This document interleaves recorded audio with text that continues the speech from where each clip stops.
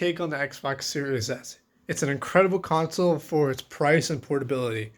However, its storage is one of its most lacking features. So if you're going to pick up this console expecting to play at least 5 or more games, I really recommend to pick up an external USB drive or to get the storage card for the back of the console. Now, if you're willing to spend money for the storage card, this is going to cost you around $150. And for a USB stick like this is I think $40 from Micro Center. And I just had it laying around in my house.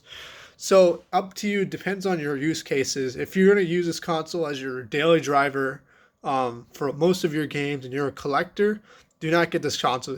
But for me, it's perfectly fine because I have a USB stick here and it plays most of my games anyway. So one of the best things about having this console, the loading is instantaneous. So if you go to full library, you can see full library, go down to groups. And down here, I have all the quick resume games. So this means there's zero loading time for these kind of games right here. Zero. Making this console get rid of entire loading screens. Literally saving me minutes of time. Let's talk about gaming experience. That's why, anybody's buying a console in the first place. Most of the games run at about 60 FPS, depends on what game it is. Like real life performance and seeing it and playing it for a week, I haven't really felt the console lacked. It plays at 60 FPS. It plays games at 1080p, really good quality. And for me, that's great. But for somebody who wants the 4K, who wants the 8K, and wants a real performance, then Xbox Series X for you. But for me, this is pretty good. I've played Microsoft Flight Sim, a very intensive game, and it runs it amazingly well. It's not going to look as reflective as the console abilities. However, as you can see, there's no frame droppage at all. The game's running really well. Render distance is pretty good too.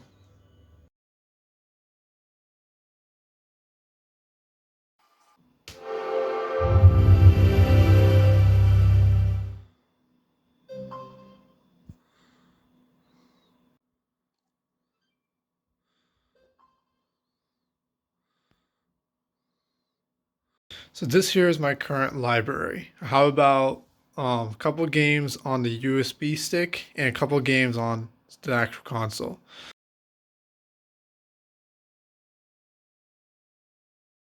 So here I go to the USB devices, go to move or copy.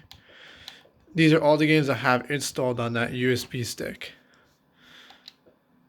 So you can move all your Series X games, but you can't play them off the USB stick.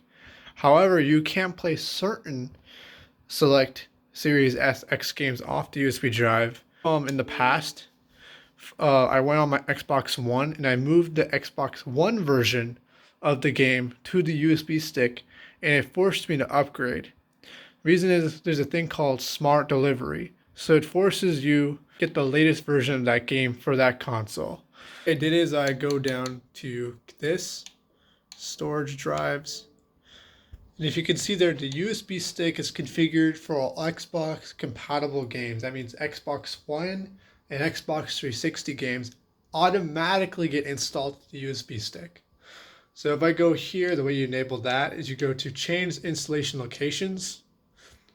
You go down here, backward compatible games, and you set that to USB. And so this way I've been able to extend a huge portion of my storage. And if you have another USB stick or anything, you can also make it your capture storage.